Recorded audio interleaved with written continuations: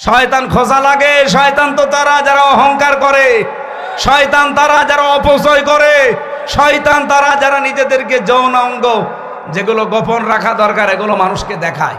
শয়তান খোঁজার জন্য আমেরিকায় যাওয়া লাগবে? এ বগুড়াতেও শয়তান আছে না? এইগুলো থেকে মুক্ত হবে। 3 নম্বরে, মানুষের তৈরি করা আইন যারা কায়েম করতে চায় এরা শয়তান। এই তাগুতের সাথে যারা আছেন তাদের রোজা হচ্ছে না, এগুলো ছেড়ে দিয়ে রোজা রাখেন, ঈমান হইল। 2 নম্বরে ইহতিসাবান। ইহতিসাব মানে এটা হিসাব থেকে এসেছে। আপনাকে একেবারে পঙ্খানো হিসাব নিকাশ করে করে সামনের জীবন আপনি চালাবেন। কি দিয়ে? অল ফুরকান।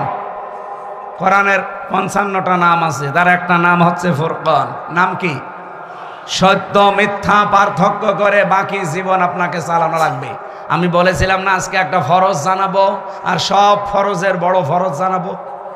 ফরজ হচ্ছে রমজানের রোজা, আর সব ফরজের বড় ফরজ হচ্ছে কোরআন দিয়ে হক আর বাতিল পার্থক্য করে বাকি জীবন চালানো। এই ফরজটা মানা যাবে না, এইটা এখন দরকার। রমজান আসবে, চলেও যাবে 30 দিন পর, কিন্তু আপনি যদি হক আর বাতিল পার্থক্য করে কোরআন দিয়ে জীবন চালাতে না পারেন, আপনার বড় ফরজ আদায় হয়নি, কিয়ামতে ধরা খাবেন। আল্লাহ তাআলা এগুলো এমনি দেয়নি আপনাকে। ইউরিদুল্লাহু বিকুমুল ইসরা ওয়ালা ইউরিদু বিকুমুল উসরা ওয়ালিতুকমিলুল ইদ্দাতা ওয়ালিতুকাব্বিরুল্লাহা আলা মা হাদাকুম ওয়ালাআল্লাকুম তাশকুরুন। চ্যানেলটি সাবস্ক্রাইব করে আমাদের সঙ্গেই থাকুন। আলহামদুলিল্লাহি রাব্বিল আলামিন, ওয়াসসালাতু ওয়াসসালামু আলা রাসূলিহিল আমিন ওয়া আলা আলিহি ওয়া সাহবিহি ওয়া তাবিহি আজমাইন, লাইলাও ওয়া নাহারান ফিত তারফাইন। ফাউযু বিল্লাহি মিনাশ শাইতানির রাজিম। বিসমিল্লাহির রহমানির রহিম। ইয়া আইয়ুহাল্লাযীনা আমানু কুতিবা আলাইকুমুস সিয়ামু কামা কুতিবা আলাল্লাযীনা মিন ক্বাবলিকুম কামা কুতিবা আলাল্লাযীনা মিন ক্বাবলিকুম লাআল্লাকুম তাত্তাকুন। সাদাকতা ইয়া রাব্বানা। বগুড়া জেলার শাহজাহানপুর থানার অন্তর্গত ডমনপুকুর আমিনিয়া কামিল মাস্টার্স মাদ্রাসা প্রাঙ্গণে 3 দিন ব্যাপী তাফসীরুল কোরআন মাহফিলের সমাপনী রজনীর স্বনামধন্য সভাপতি, মাহফিলের প্রধান অতিথি, বিশেষ অতিথিবৃন্দ, অনেক মানুষের নাম দিয়েছেন নারী পুরুষ মিলি।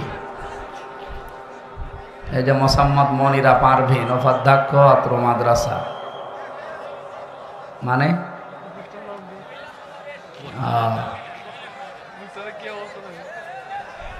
এত মানুষের নাম আপনারা পেয়েছেন কোথায়? বগুড়ায় আর কেউ বাকি আছে? যাক, আলহামদুলিল্লাহ, অনেক মানুষের নাম দিয়েছে। মাহফিলের প্রধান অতিথি জনাব মোহাম্মদ মোরশেদ মিল্টন, এরপরে সম্মানিত সভাপতি কেন্দ্রীয় নির্বাহী সদস্য বাংলাদেশ জামায়াতে ইসলামী অধ্যক্ষ শাহাবুদ্দিন আহমেদ, সহসভাপতি অধ্যক্ষ আব্দুল হক সরকার, জনাব মাওলানা আবু বকর সিদ্দিক, প্রধান অতিথি শ্রদ্ধাভাজন ভাই মিল্টন মোরশেদ মিল্টন, সহসভাপতি বগুড়া জেলা বিএনপি ও সভাপতি গাবতলী উপজেলা বিএনপির, প্রধান পৃষ্ঠপোষক আজিজুর রহমান ভাই, অন্যান্য অতিথিবৃন্দ, আর বলতে পারছি না, এত মানুষের নাম দিয়েছে। একটা একটা করে নাম বলে দোয়া করতে গেলে অনেক সময় লাগবে। একবারে দোয়া করছি সকলের জন্য। ওয়া রাফা'না লাকা যিকরাক, আল্লাহ এদের মর্যাদা সম্মান যেন আরো বাড়িয়ে দেন, বলেন আমিন। জায়গা নেই, এটা ছাড়া আর মাদ্রাসার জায়গা নেই। কত মানুষ জানেন আমি আসতেছি, যা অবস্থা, এর চাইতে ডবল মানুষ বাইরে ঘোরাঘুরি করছে, জায়গা পাচ্ছে না, কি করবে? ওনারা এতটুকু জায়গায় দেন কেন? আরো বড় জায়গায় দেবেন। এখন তো আর বাধা নেই, আছে? হ্যাঁ, কিয়ামত পর্যন্ত দেশে আর বাধা হবে না ইনশাআল্লাহ। যদি কেউ বাধা দেয় ওখানে ওরে বিসমিল্লাহি ওয়া আলা মিল্লাতি রাসূলিল্লাহ করে দেবে। মিনহা খালাকনাকুম, এ পড়ার দরকার নেই, একবারে দিয়ে দেবেন। কারণ ওরে আপনি মিনহা খালাকনাকুম পড়ে করবেন কি? ও তো এমনি জাহান্নামে যাবে। কোরআন বাধা দেয় যারা, একেবারে বাংলা কথা, কোরআন বাধা দেয় যারা, এরা কাফের। এটা সূরা হামিম সাজদা 26 নম্বর আয়াতে আছে। যারা কোরআন শুনতে এসেও মন খারাপ করে চলে যায়, এরা মুনাফিক। সূরা নেসার 61 নম্বর আয়াতে আছে। কোরআন শুনলে যারা আনন্দ পায়, এরা মুমিন। সূরা আনফালের 2 নম্বর আয়াতে আছে। এর চাইতে আর দলিল কি আমি বেশি করতে পারবো? আল্লাহর চাইতে এত সুন্দর দলিল দুনিয়ায় কেউ দিতে পারে না। সম্মানিত উপস্থিতির সামনে বসা যারা আছেন, মুসলমান ভাই এবং বোনেরা, প্রশাসনের ভাইরা, প্রাণপ্রিয় বগুড়াবাসী, পর্দার আড়ালে আসে আমার সম্মানিতা মা এবং বোনেরা, সবাইকে নিয়ে আজকে আল্লাহর দরবারে শুকরিয়া জানাচ্ছি। মাত্র আর একটা দিন আছে, গুরুত্বপূর্ণ একটা মাস আমাদের সামনে ছায়া ফেলতে যাচ্ছে, রমজানুল মোবারক। রমজান শব্দের শাব্দিক অর্থ হচ্ছে পুড়িয়ে ফেলা, শেষ করে দেওয়া, নিঃশেষ করা। কি পোড়াতে এসেছে? আজকে একটা ভিডিও দেখছিলাম, কারা যেন বানিয়েছে, কাওয়া কাকুকে নিয়ে আসতেছে একজন সাজিয়ে। কাওয়া কাকুর আগমন, পাশে যারা আছে ওরা বলছে জ্বালিয়ে দেন, পুড়িয়ে দেন। একটা কথা হইল, তার মানে ওরা কি জ্বালাতে পোড়াতে আসে রমজানের মতো? আর রমজান এসেছে আমাদের অপরাধগুলো জ্বালিয়ে দিতে। আমাদের যে সমস্ত অপরাধ আছে আল্লাহ রাব্বুল আলামিন রমজানের মাধ্যমে সব জ্বালিয়ে পুড়িয়ে ছারখার করে দিতে চান। পৃথিবীতে আল্লাহ যত নিয়ামত মানুষকে দিয়েছেন, আমরা আজকে 2টা ফরজ আদায় করব। আজকে একটা ফরজ বিষয় জানবো, আর একটা সব ফরজের বড় ফরজ কোনটা ওইটা জানবো। কি কথা বুঝতেছেন? একটা হচ্ছে ফরজ, আর সব ফরজের ভেতরে বড় ফরজ। এই 2টা বিষয় আজকের আলোচনায় আমরা ক্লিয়ার করে বাড়ি যাব। কারণ 500 ফরজ আছে কোরআনে কারিমে, তার ভেতরে আজকে কয়টা জানা হবে বলেন তো? আরো জোরে বলেন। 2টা। এ মাদ্রাসার সম্মানিত অধ্যক্ষ, হাজারো আলেমের উস্তাদ এখানে বসে আছেন। এরপরে যিনি আলোচনা রাখলেন আপনাদের বগুড়ার সন্তান মাওলানা আব্দুল সালাম, অন্যান্য সম্মানিত ব্যক্তিবর্গ। রমজানুল মোবারক আমাদের একেবারেই মাথার উপরে। আজকে সৌদি সহ মুসলিম বিশ্বের অনেক দেশে তারাবি চলছে। এখন অনেকের জায়গায় শেষও হয়ে গেছে, কাবা শরীফে তারাবি চলছে। সুতরাং আমরা আগামীকাল থেকে তারাবি যেহেতু আরম্ভ হবে, রমজান মাস, এটা 1500 বছর আগে দুনিয়ায় ছিল না। কথা বললে না কেন? ছিল না? ছিল। রমজানের এই মর্যাদা ছিল না। আপনি আজকের এই দিন পর্যন্ত 70 বার সুবহানাল্লাহ বললে যে সওয়াব পাবেন, কালকে রমজানুল মোবারকে একবার বললে সেই সওয়াব পাবেন। আজকের দিন পর্যন্ত যদি 70 রাকাত নামাজ পড়েন একাধারে, যেই সওয়াব হবে, কালকে শুধু 1 রাকাত নামাজে সেই সওয়াব হবে। সুতরাং আমরা এমন একটা বরকতময় মাস পেতে যাচ্ছি। সবচাইতে গুরুত্বপূর্ণ হচ্ছে শাহরু রমাদান, এই সেই মাস যার নাম রমজান। আল্লাযী উনজিলা ফীহিল কোরআন, যে মাসে আল্লাহ কোরআনে কারীম নাজিল করেছেন। আমি এখান থেকে কয়েকটা প্রশ্ন নিলাম। 1 নম্বরে, রমজান 1500 বছর আগে ছিল না? ছিল না? কিন্তু দাম ছিল না। সফরের যেমন দাম, রজবের যেমন দাম, শাবানের যেমন দাম, ঠিক এইরকম একটা দাম ছিল রমজানের। তো কিসের জন্য এত মর্যাদা বেড়ে গেছে? কোরআনের। বলেন বলেন, আল্লাযী উনজিলা ফীহিল কোরআন, যেই মাসে আল্লাহ কোরআন নাযিল করেছে। সুতরাং এখানে একটা বিষয় পরিষ্কার, রমজানের কোনো মূল্য না, মূল্য কোরআনের। বলেন না কেন? বিয়েতে যারা বরযাত্রী যায়, 1000 বরযাত্রী নিয়েছে, মাত্র বর 5 জন। কয়জন? 5 জন বর গেলে বিয়ে হবে? আল্লাহ রাব্বুল আলামিন কোরআনে কারিমে এই আয়াতের সাপোর্টে আরো কিছু আয়াত আমরা দেখেছি তাফসীর ইবনে কাসিরে, ইন্না আনজালনাহু ফি লাইলাতিন মুবারাকা, অবশ্যই আমি আল্লাহ কোরআনে কারিমকে আপনার প্রতি নাযিল করেছি একটা বরকতময় রজনীতে। কি বরকত তৈরি করেছিলাম? আমি যে বললাম 1500 বছর আগে মাত্র কোরআনে কারিম নাযিল হওয়া, এর আগে হাজার হাজার কোটি কোটি বছর আগে দুনিয়া তৈরি, তখনও আল্লাহর কোরআন ছিল না? ছিল না? অবশ্য ছিল। কোরআনে কারিম আমাদের এখানে ছিল না? ছিল লৌহে মাহফুজে। প্রথম রমজানে আমার আল্লাহ প্রথম আসমানে এটা নাযিল করেন। ওখান থেকে 27শে রমজান বলে আমরা যেটা জানি শবে কদরে, ইন্না আনজালনাহু ফি লাইলাতিল কদর, অবশ্যই কোরআনে কারিম আমি নাযিল করেছি লাইলাতুল কদরে। ওমা আদরাকা মা লাইলাতুল কদর, হে নবী আপনি জানেন এটা কি? লাইলাতুল কদরি খায়রুম মিন আলফি শাহর। এখানে আলেম আছে যেহেতু কামিল মাদ্রাসা, খেয়াল করেন, আল্লাহ আলফুন শাহরুন দেননি যে 1000 বছর, আল্লাহ দিয়েছেন আলফুন শাহরুন। 1000 বছর এটা নাই, দুইটাই যেহেতু অনির্দিষ্ট, এই জন্য এটা শুধু 1000 বছর হবে না, এটা হাজার হাজার বছর হবে। তাফসীরে মুফাসসির জানাতে চেয়েছেন হাজার হাজার বছরও পৃথিবীর মানুষের যে উপকার হয়নি, সৃষ্টি জগতের যে কল্যাণ হয়নি, কোরআন যেদিন নাযিল হয়েছে ওই দিন আমার আল্লাহ তামাম পৃথিবীর উপরে তার চাইতে বেশি কল্যাণ করেছেন। কি কল্যাণ দিলেন আল্লাহ?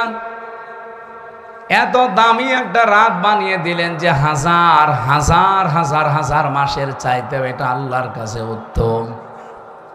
কারণ শুধু একটাই, কোরআন দিয়ে আমার আল্লাহ শ্রমিকের মর্যাদা বৃদ্ধি করে দিয়েছেন, কোরআন দিয়ে নারীর মর্যাদা বৃদ্ধি করে দিয়েছেন। এত বেশি মর্যাদা আল্লাহ শ্রমিককে দিয়েছেন, বিশ্বনবী জানিয়েছেন আল কাসিবু হাবিবুল্লাহ, শ্রমিক যারা কাজ করে খায় এরা সাধারণ মানুষ থাকে না, এরা আল্লাহর বন্ধু হয়ে যায়। বাংলাদেশের নিয়মটা আলাদা, এদেশে যারা কাজ করে না খালি মেরে খায় এরা আল্লাহর বন্ধু। কে কথা বলে না কেন? 48,000-এর উপরে দরবার আছে এই দেশে। আপনি একটা দরবারের মানুষকে দেখান তো যে দরবারে মানুষ কাজ করে খায়? কোনো কাজ নেই, শুধু হাদিয়া তোফা আসবে বিভিন্ন মুরিদদের।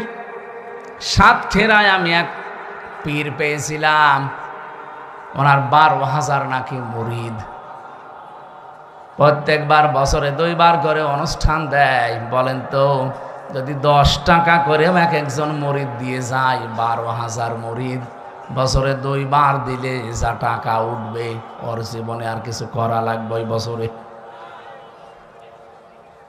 48,000 এটা যে সরকারি জরিপে বলছিলাম, বাইরে আরো বেশি আছে। আমি যেটা এখান থেকে আপনাদের জানাতে চাই, এই যে হাজারো দরবারগুলোতে কোনো কাজ কামের ব্যবস্থা নেই, খালি মানুষ বসে খাবে এই চিন্তা করে। অথচ মানুষকে আল্লাহ বানিয়েছে কঠোর পরিশ্রম করার জন্যে। লাকাদ খলাকনাল ইনসানা ফি কাবাদ, অবশ্যই আমি আল্লাহ মানুষকে বানিয়েছি কঠোর পরিশ্রমের মধ্য দিয়ে। বিজ্ঞান জানিয়েছে মায়ের জরায়ুতে যখন সন্তানটা পড়ে, তার মানে বাবার এই বীর্যটা 1 ফোঁটা যখন পড়ে, এক ফোঁটা বীর্যের ভেতরে কমপক্ষে 40 লাখ আমির হামজা তৈরি হতে পারে। ওখান থেকে তারা প্রতিযোগিতা করে, দৌড় দিতে আরম্ভ করে। ফি করারিম মাকিন, যেটা মায়ের সুরক্ষিত জায়গা, ওই পর্যন্ত যেতে কত প্রতিযোগী শেষ পর্যন্ত পায়ের সাথে ধাক্কা লেগে হয়তো পড়ে যায়, মায়ের জরায় দেওয়ালের সাথে ধাক্কা লেগে পড়ে যায়। ওই পর্যন্ত পৌঁছায় হয়তো 1 জন 2 জন 3 জন 5 জন 7 জন 13 জন পর্যন্ত। বলেন তো, আমরা প্রত্যেকেই কিন্তু এই প্রতিযোগী ছিলাম। জীবনটা শুরু হয়েছে আমাদের কঠোর পরিশ্রম দিয়ে। মায়ের জরাও পর্যন্ত কেউ যেতে পারে না। আমার বোন, আমার ভাই যারা আমার সাথে ছিল সব পেছনে পড়ি মারা গেছে। আমি হামজা একা ওই ফি করারিম মাকিন সুরক্ষিত এই জায়গা পর্যন্ত আল্লাহ আমারে পৌঁছিয়ে দিয়েছে। ওখান থেকে শুরু করে 40 দিন, এরপরে 40 দিন, এরপরে 40 দিন, এভাবে 6 মাস পর্যন্ত একটা মানুষের ভেতরে ক্ষুধা আসে না। 6 মাসের পরে যখন ক্ষুধার উদ্রেক দেখা দেয়, রব্বুল আলামিন মায়ের মাসিক অসুখ বন্ধ করে তখন নাভির সাথে তার যোগ করে দেয়। এই যে আস্তে আস্তে আপনাকে কত স্ট্রাগল, কত কঠোর পরিশ্রমের মাধ্যমে উপরে তুলতেছে। এরপরে যখন পৃথিবীতে আপনি আসেন, এরম একটা চাপ খেয়ে আসা লাগে। যারা নর্মাল ডেলিভারিতে আসে, এমন একটা চাপ দেওয়া হয় মায়ের জরায়ুতে। কান, মুখ, নাক যা আছে বিভিন্ন জায়গা দিয়ে কিন্তু বদ রক্ত বের হয়ে চলে যায়। বিজ্ঞান এখন জানিয়েছে এই তথ্যটার উপরে ভিত্তি করে কষ্ট মাপার একটা পরিমাপ আছে, যন্ত্র আছে। এই যে বিশাল প্যান্ডেল দেখতে পাচ্ছেন, যদি আজকের সভাপতিকে বলা হয় এটা আপনি একটু মাপ দিয়ে দেন তো, উনি এটা দাড়ি পাল্লায় তুলে দেবে। হ্যাঁ, এটা মাপ দেওয়ার একটা যন্ত্র আছে না? ফিতা দিয়ে মাপবে, গজ দিয়ে মাপবে। এই যে জ্বর যদি হয় আমার শরীরে, এটা মাপার জন্য একটা আলাদা যন্ত্র আছে না? কি কথা বলে না কেন? কি নাম কি? থার্মোমিটার। দুনিয়াতে প্রতিটি জিনিস পরিমাপ করার জন্য আলাদা আলাদা যন্ত্র আমরা জানি আছে। গতবার গাবতলী থেকে আসার সময় এই মাহফিলে আমি বের হয়েছিলাম, ওখান থেকে 9টা থেকে এই জায়গায় এসে 10টায় উঠবো। কিন্তু ওসি সাহেব আমার এমন তাড়া দিয়েছে, এক তাড়ায় প্রায় 1.5 কিলোমিটার শুধু দৌড়িয়েছি, তা মাঠের ভেতরে। এই আগস্টের 5 তারিখের পরে ওই ওসি এই সিরাজগঞ্জ গোল চত্বরে দেখা করছে রাত 2টার সময়। আমি চা খাচ্ছি বসে, আমি, আব্দুল বারী রশিদি ভাই, এরপর হোসাইন আহমেদ, মাহফুজ, আরো 2 জন ছিল। এসে বলছো, হুজুর মাফ করে দিন। কে ভাই আপনি? আমি ওই সেই গাবতলী থানার ওসি। আরে শয়তান, এইদিকে তোরাই তো খুঁজছি, কোথায় ছিলি এতদিন?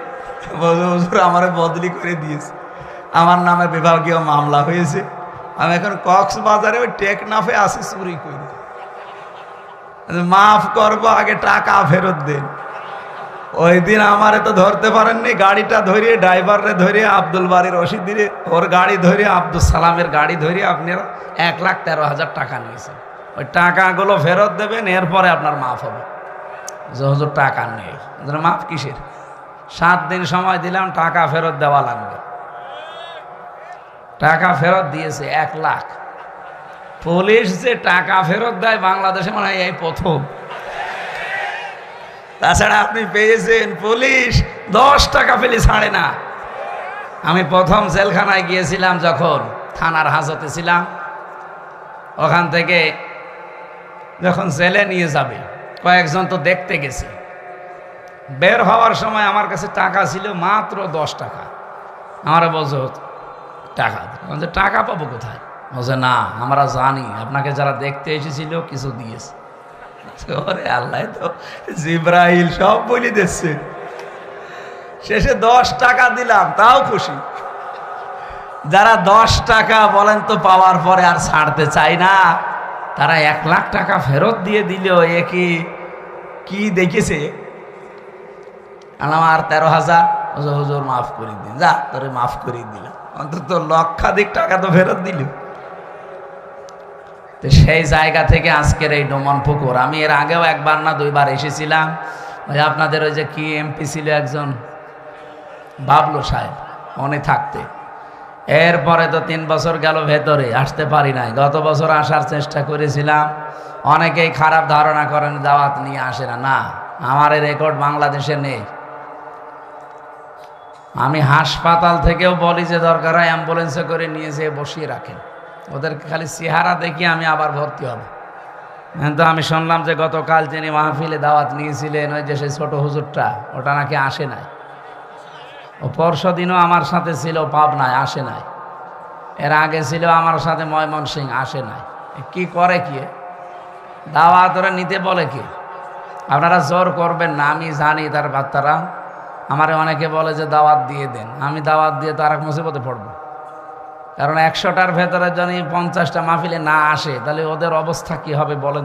গতবার এই যে এখানে কোন মুরব্বী যেন হাও মাও করে কাঁদছিল, অথচ আমি তখন দৌড়াচ্ছিলাম মাঠের ভেতর দিয়ে, পা মা কেটে ফ্র্যাকচার হয়েছিল।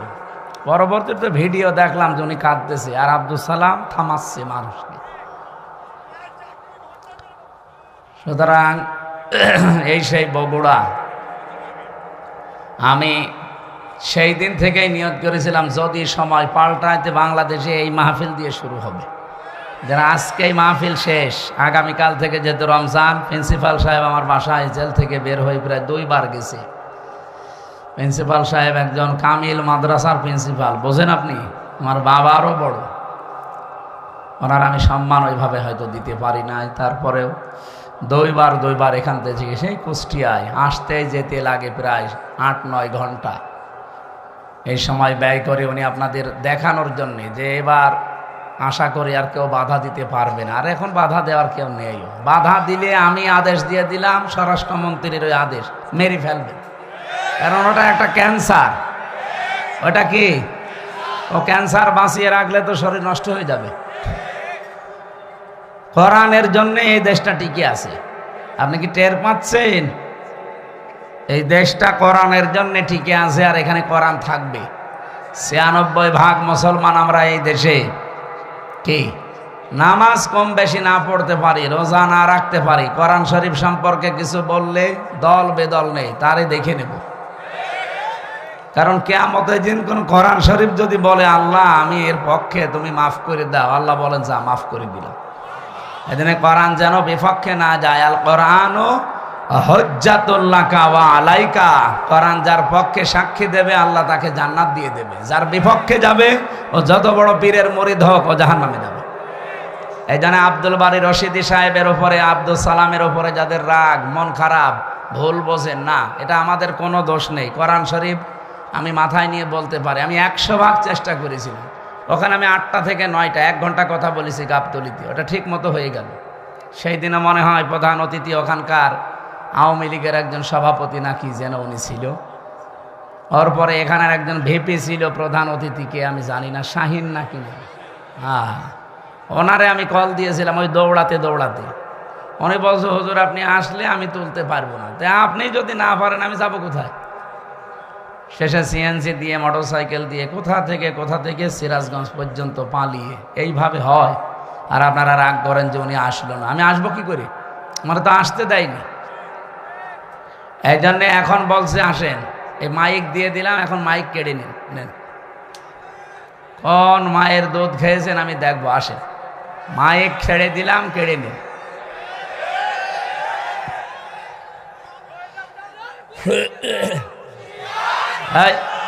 এখন ওইটা নেই যেহেতু বলার দরকার নেই, 27 পালিশ। আমি সেদিন মালয়েশিয়া ছিলাম, দেখি ওরা তো আর ওই যে সাহেব পাড়ায় ওঠে না, সব হোটেলে বসে বসে নিচতলায় দেখলাম চা খাচ্ছে। কি গো? বলছো হুজুর আমরা আগেই পালিয়েছি। আর কেন সাহেব পাড়ায় উঠবেন না? ওখানে একটু মায়ের খাবো, সব তালা লাগানো, ওখানে উঠতে পারবো না। এদেশে বাংলার জনগণ আছে, পিটিয়ে ভর্তা বানিয়ে ফেলবে। কি করলেন আপনি বলেন? 15.5 বছর যায় মারিং কাটিং করলেন, এখন নিজেও খেতে পারেন না, আমাদেরকেও খেতে দিলেন না।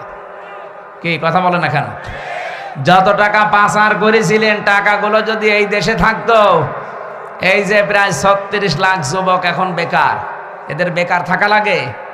বাইরের দেশে যারা রাস্তা ঝাড়ু দেয়, টয়লেট পরিষ্কার করে, রুটি বানায়, আমি নিজে দেখেছি।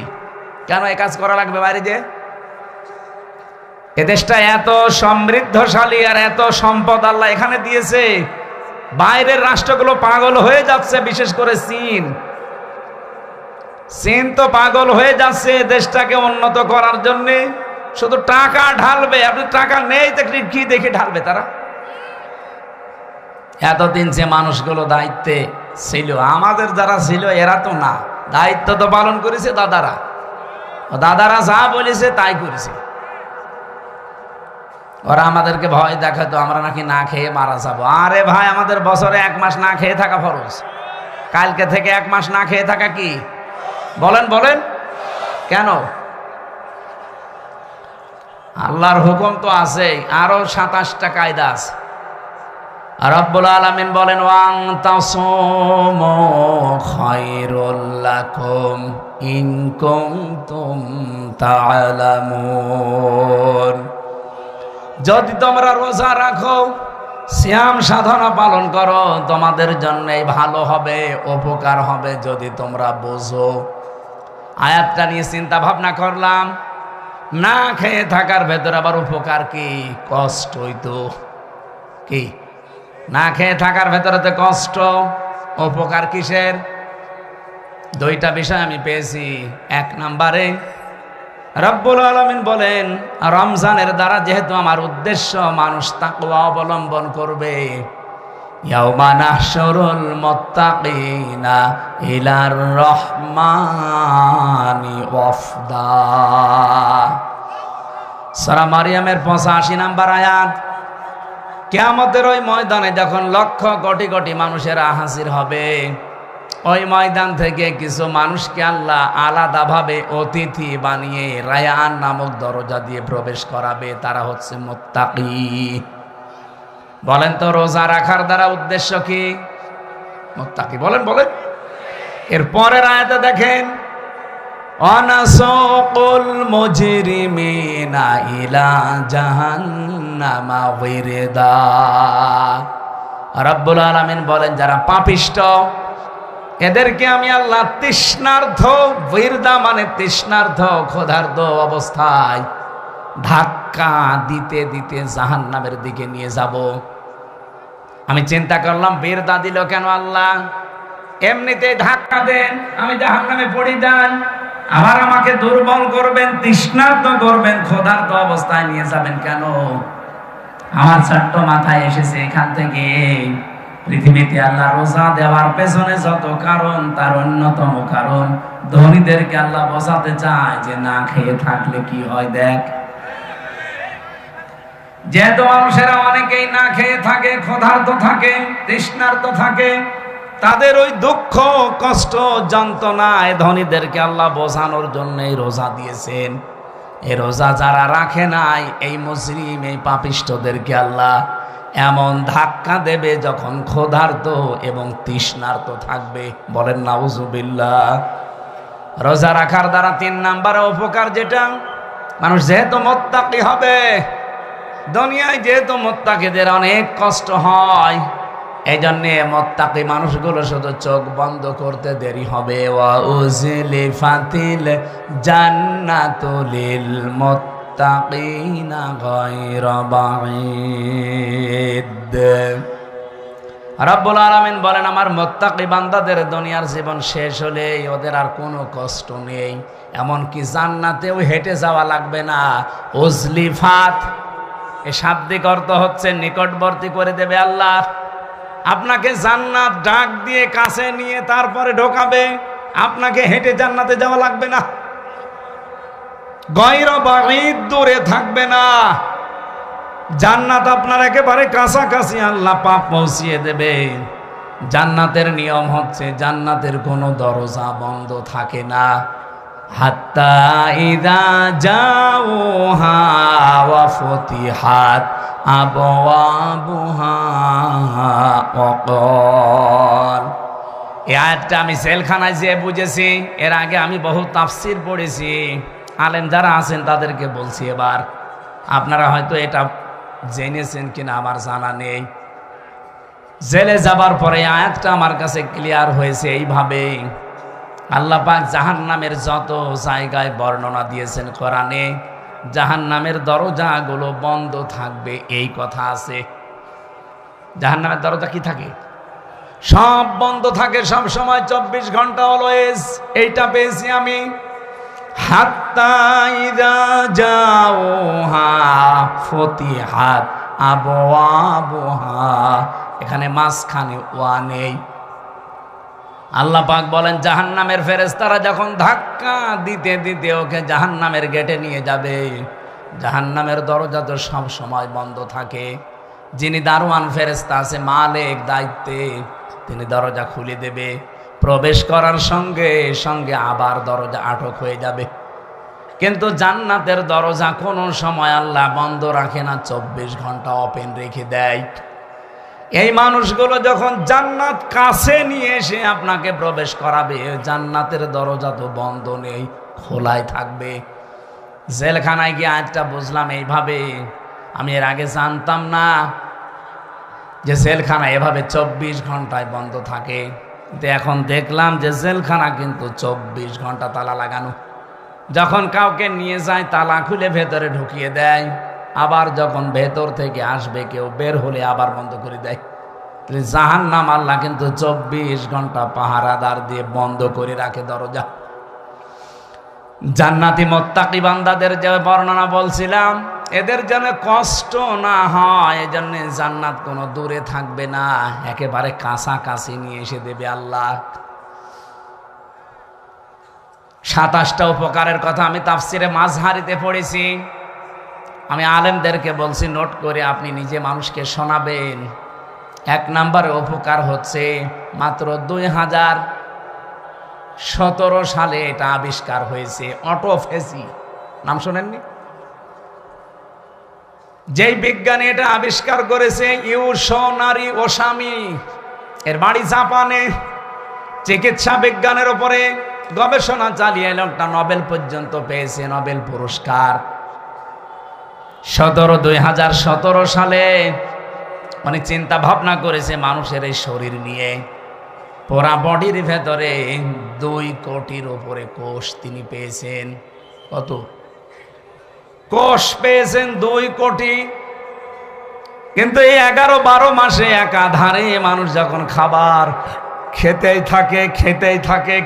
থাকে, তখন ওই পাশাপাশি কিছু কোষ তৈরি হয়। ওই কোষগুলো শরীরের এই 3.5 হাত বডিতে 2টা ক্ষতি করে। 1 নম্বরে আপনার শরীরে হয় ক্যান্সার হবে, নাই টিউমার হবে। বিজ্ঞান এখন 5.5 কেজি রক্ত পেয়েছে আমাদের শরীরে। এই 5.5 কেজি রক্তের ভেতরে 5 প্রকার ক্যান্সার হয়, আর টিউমার হয় 3 জাতের। হয়তো কোনোটা ফুলে ওঠে, কোনোটা ভেতরে থাকে, কোনোটা ফলেও না ভেতরেও থাকে না, রক্তের সাথে আস্তে আস্তে মিশে যায়। এই যে কোষ যেগুলো বৃদ্ধি হয়েছে 11-12 মাস ধরে, এইগুলোর কারণে এই সমস্যাটা তৈরি হয়। চিন্তা করলেন কিভাবে এই কোষ থেকে মানুষকে মুক্ত করা যায়। তিনি 13 বছর একাধারে গবেষণা করেছিলেন। সর্বশেষ তার গবেষণা এটাই এসেছে যে 12 মাসের যদি একটা মাস কেউ দিনের বেলা না খেয়ে থাকতে পারে, 29 কি 30 দিন একাধারে, তাহলে আসল আল্লাহ যে কোষ দিয়েছিলেন 2 কোটি, বাকি যে কোষগুলো বৃদ্ধি হয়েছে, ওই কোষ যখন কিছু খেতে না পায় তখন ওই পাশেরটা খাওয়া আরম্ভ করে।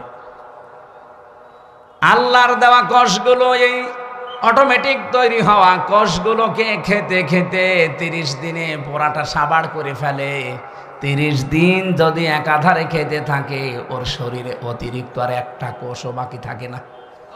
তার মানে কোষ যখন অতিরিক্ত নেই, আপনি ক্যান্সার থেকে বেঁচে গেলেন, আপনি টিউমার থেকে বেঁচে গেলেন। চিন্তা করছে এই তথ্যটা পৃথিবীর কোন ধর্মে আছে কিনা দেখি।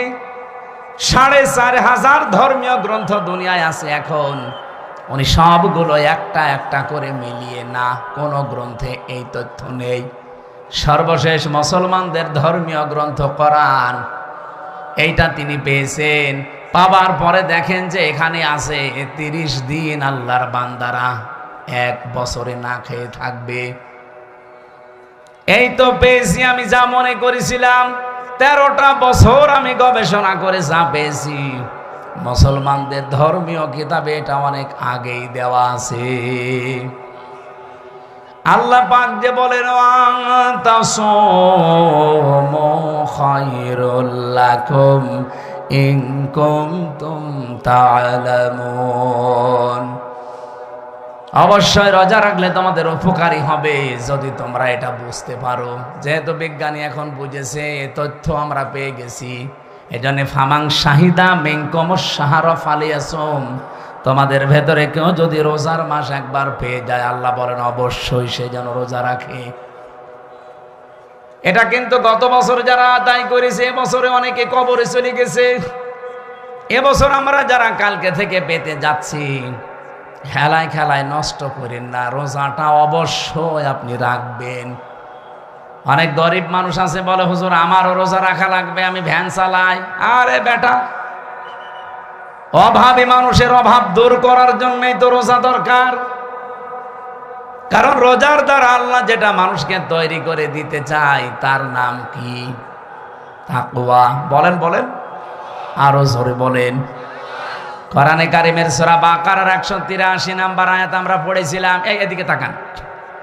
রাব্বুল আলামিন বলেন ইয়া আইয়ুহাল্লাযীনা আমানু কুতিবা আলাইকুমুস সিয়াম, ওহে যারা ঈমানের দাবি করো তাদেরকে বলছি আমি কিন্তু রোজার বিধানটা লিখে দিলাম। কি করলাম? পৃথিবীর কোন বিধান আমি লিখে দিলাম এমন কথা কোরআনে আপনি পেয়েছেন? আরেকটা আছে, কুতিবা আলাইকুমুল কিসাস, কিসাসের বিধান লিখে দিলাম। কুতিবা আলাইকুমুল কিতাল, কিতালের বিধান আমি লিখে দিলাম। এই দুইটা ছাড়া পুরা কোরআনে আমি কোনো বিধান আল্লাহ লিখে দিয়েছেন পাইনি। হ্যাঁ পেয়েছি, ওগুলো আল্লাহ ফরজ করেছেন, এই জন্য সেখানে ফারদ ওয়াজ পাবেন, ফারদুন। কিন্তু রমজানের ব্যাপারে আল্লাহ কথা বলতে গিয়ে বলেন কুতিবা আলাইকুমুস সিয়াম, আমি কিন্তু লিখে দিলাম সিয়ামকে।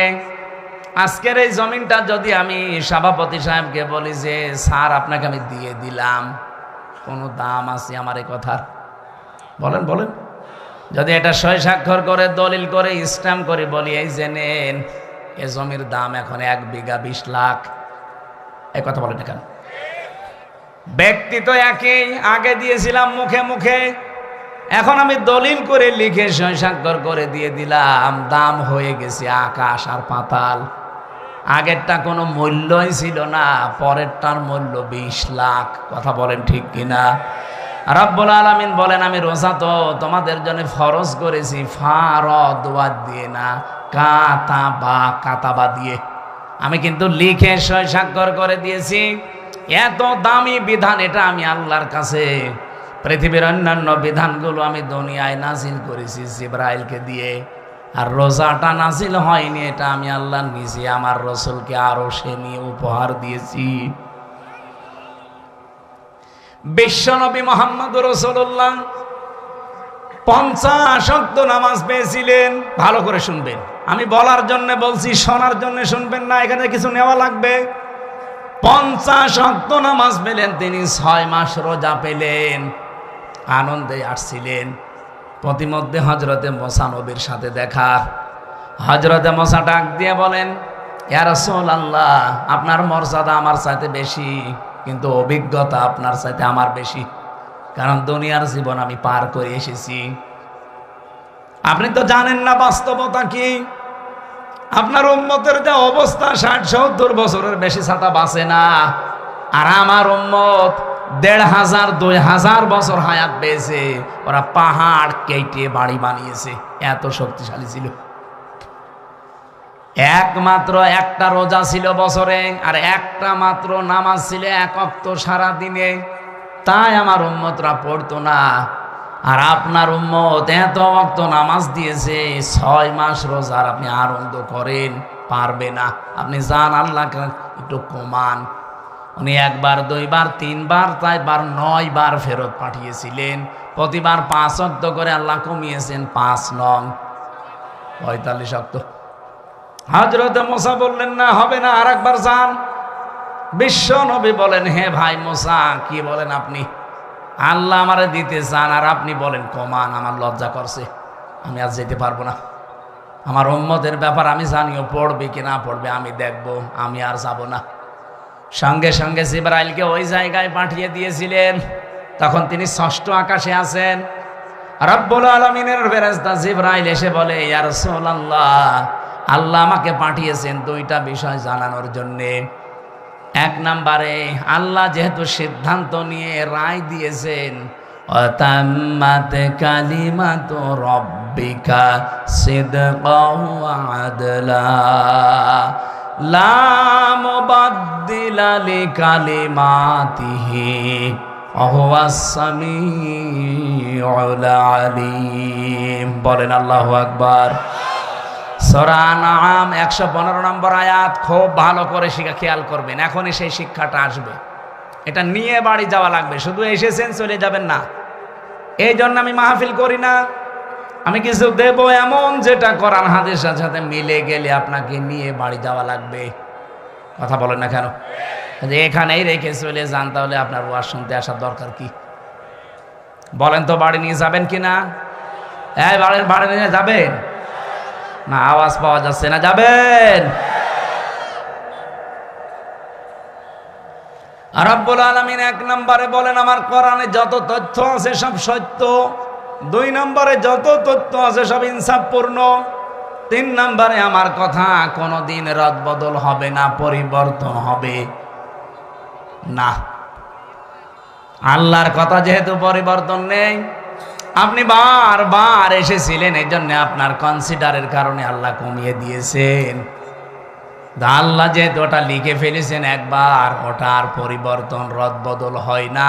আপনার উম্মতদেরকে বলে দেবেন, যদি তারা 5 ওয়াক্ত নামাজও সঠিকভাবে শিক্ষা নিয়ে পড়তে পারে, আর 1 মাস রোজা যদি হক আদায় করতে পারে, আল্লাহ পাক তাদেরকে 6 মাস রোজা রাখা 50 ওয়াক্ত নামাজ পড়ার সওয়াব দিয়ে দেবে।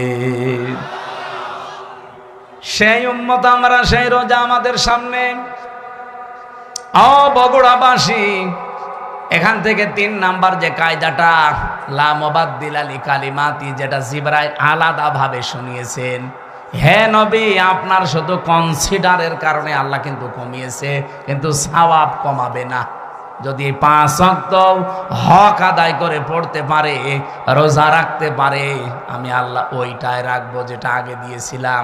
কারণ আল্লাহর কথায় কোনো পরিবর্তন, জোরে বলা লাগবে, আল্লাহর কথায় কোনো পরিবর্তন। তো বাংলাদেশের এমন এমন রায় আমরা 15 বছরে দেখলাম, যেটা পরিবর্তন অলরেডি হয়। এক কথা বলছেন না কেন? এটিএম আজহারুল ইসলামের রায় দিয়েছিল যারা, শুনলাম নাকি কিয়ামত হয়ে গেলেও পাল্টাবে না, অথচ 3 দিন আগেই পাল্টিয়ে গেছে। এখন কিন্তু মঞ্জুর হয়েছে, উনি রিভিউ করতে পারবে, উনি শুনানি করতে পারবে। তার মানে এতদিন যা রায় ছিল, বোঝা যাচ্ছে এগুলো সব মিথ্যা। আমার মনে হয় এই সালাউদ্দিন কাদের চৌধুরী, মাওলানা মতিউর রহমান নিজামী, এই মানুষগুলো যদি এখন বেঁচে থাকতেন, আর যদি আগস্টের 5 তারিখের পরে যে পরিবর্তন দেখতে পাচ্ছি, ওনাদেরটাও এখন খারিজ হয়ে যেত, এখন আবার ওনাদের জামিন মঞ্জুর করানো যেত। হ্যাঁ, কিছু বদনসিব মানুষ আছে যাদের ভাগ্য খারাপ, এই মানুষগুলো এখন আরম্ভ করেছে এই 25 তারিখের পর থেকে, যে না, ওনার সাজা হয়ে গেছে, ওনার মঞ্জুর করা ঠিক হয়নি। সাজা হয়ে গেলে যদি তার এটা আপিল ডিভিশনে মঞ্জুর করা ঠিক না হয়, তারেক জিয়া সাহেবের 9 বছর সাজা হয়েছিল, তার স্ত্রীর 3 বছর সাজা হয়েছিল। এই কথা বলছে না কেন? খালেদা জিয়ার 6 বছর সাজা হয়েছিল। কেন তাদেরকে সাজা থেকে মুক্ত করে মুক্ত জীবনে তাদেরকে ফিরিয়ে দেওয়া হবে? ওনাদের মামলা, ইনাদের মামলা, সাজা তো সবারই এক। আপনি কেন পক্ষপাতিত্ব করেন?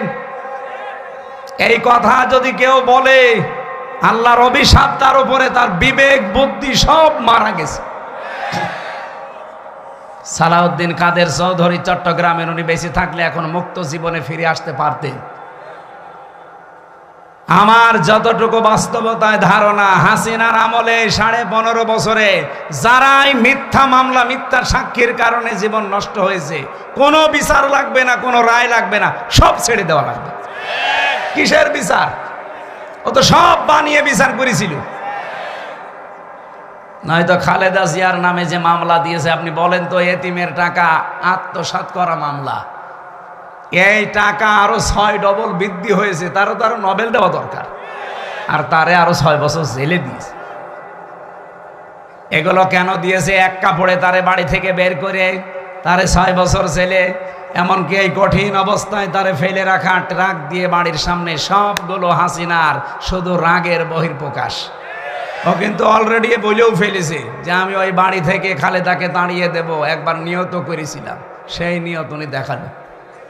ম্যাডাম ওই দিন এক কাপড়ে বের হয়ে যে কান্নাকাটি করেছিল, তামাম দুনিয়া কেঁদেছে তার কান্না দেখে। অথচ এখনো পর্যন্ত অনেক মানুষ বলছে না, ওগুলো সব ভুলে গেছি, বাবা শাহজালাল সব হালাল। হালাল করবেন? হালাল করে কি হয়েছে ইতিহাসে? 54 বছরের দিকে তাকান, কি হয়েছে আপনি টের পাচ্ছেন? 75 সাল থেকে শুরু করে আপনি তাকান, যাদেরকে এভাবে হালাল করেছেন তারা কি বাঁশটা দিয়েছে। বাঁশ দেওয়ার সময় তো একটু চেঁচে চুলে দেয়, তাও দেয়নি, পুরাটাই দিয়েছে।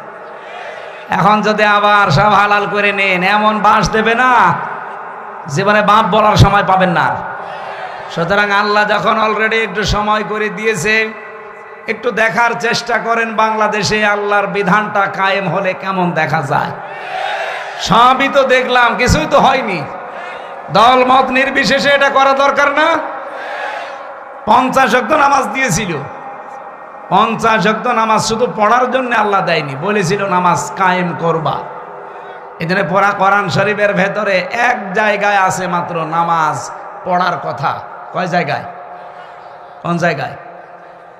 ফাসল্লি রব্বিকা, ফাসল্লি পর্যন্ত ঠিক আছে। বাংলাদেশে বহু মানুষ নামাজ পড়ে, কি করে? হয়তো লোক দেখানোর জন্যে, ভোট পাওয়ার জন্যে, অথবা মানুষ যেন বলে যে না লোকটা নামাজি, এই জন্যে কথা বলে না কেন? কিন্তু এর পরের শব্দ কি? ফাসল্লি রব্বিকা। শুধু নামাজ পড়লেও হবে না, রবের জন্য পড়া লাগবে। আর যারা রবের জন্য নামাজ একবার আরম্ভ করে, আপনি দেখবেন তামাম দুনিয়া একদিকে, তার নামাজ আপনি বাদ দিতে পারবেন না। আমি আমার রিমান্ডে দেখেছিলাম, আমার সামনে দিয়ে যে লোকটাকে নিয়ে গেল তার এই নখ তুলেছি, বলছিল যে হামজা ভাই, আমাকেও নিয়ে গিয়েছিল ওই মেশিনগুলো দেখাতে, আমার তোলেনি কিন্তু নিয়েছি। ডিএম আমাকেও দেখিয়েছে, এরকম একটা চেয়ারে বসিয়ে দেয়, হাতের সাথে পায়ের সাথে বেল লাগিয়ে দেয়, গলার সাথে একটা ক্লিপ লাগিয়ে দেয়, মাথায় একটা কালো কাপড় দিয়ে একটা শর্ট একটা সুইচ টিপ দেয়, এক টিপে 120 বার ঘুরে। আপনি টের পাচ্ছেন 120 বার 1 মিনিটে, 1 সেকেন্ডে কয়বার হয়? চিন্তা করতে পারেন আপনি, ঘুরে দেখান তো। এতটুকু যদি ছেড়ে দেয় যে ভাই যা তোরে আমি একবারে 2-4 বার একটু শর্ট দিলাম, চলে যা, না, এবার এমন একটা মেশিন নিয়ে আসে, এই হাতের সাথে পায়ের সাথে একেবারে খাপ খাওয়ানো, শুধু আপনার এখানে ধরবে, একবার টিপ দেবে, সব নখগুলো খুলে চলে যাবে। আর নখ খুলে গেলেই ফিনকি দিয়ে রক্ত বের হয়। আপনি নখ খুলে দেখেন কি রক্ত বের হয়। রক্ত যেই ফিনকি দিয়ে বের হবে, তখন পাতলা মিহি যে লবণ, ওটা ছিটিয়ে দেয়। বলতেই যদি আমার এমন লাগে, আমি নিজে ফেস করে আসলাম, কত বড় কঠিন ছিল বলেন তো। আপনি তো নিজেকে কোনোদিন আয়না ঘরের সামনে দাঁড় করান যে ব্যারিস্টার আরমান 8 বছর ছিল ওই ঘরটায়, এদিকে 3.5 হাত, এদিকে 1.5 হাত, সামনে টয়লেট দেওয়া, যার কোনো দরজা নেই, কোনো দেওয়াল নেই, ওদের সামনে বসে টয়লেট করা লাগবে। আমি নিজে করেছি। জেলখানায় তো তাও অন্তত 1-1.5 হাত টয়লেটের দরজা দেওয়া আছে, আর ওখানে কোনো দরজা নেই, আবার পার সাথে চেন বাঁধা থাকে। আপনি কতক্ষণ থাকতে পারবেন এইভাবে? 2 দিন, 5 দিন, 7 দিন? ওইটা লোক 8 বছর কাটিয়েছে। 10 বছর কাটিয়েছে আমান আজমি ভাই। এখনো পর্যন্ত অনেকে জালেমের সাফাই গায় আর বলে না এটিএম আজহারুল সাজা প্রাপ্ত মানুষ, ওনারে মামলায় জামিন দেওয়া হবে কেন? ওরে জবাই করা দরকার শয়তান। হাসিনার আবার মামলা কিসের? ও তো যা করেছে সব রাগে পড়ে ওর বাবার ওই হত্যার প্রতিশোধ নেওয়ার জন্য। ওর বাবার নাম শুনলে আজ পর্যন্ত কোন মানুষ এ কথা বলেছে যে শহীদ বঙ্গবন্ধু? না, আমি পাইনি। কিন্তু আপনাদের বগুড়ার সন্তান শহীদ জিয়া নাম শুনলেই মানুষ আগে শহীদ বলে। কেন? এমনি এই শব্দটা তো খেলাচোরা জিনিস না যে যাত্রার নামের সাথে লাগিয়ে দেবেন। শহীদ হওয়া কত বড় দামি জিনিস আল্লাহর কাছে জানেন? শহীদরা মরে গেছে কথা বলাও নিষেধ, শহীদরা মরে গেছে ধারণা করাও নিষেধ।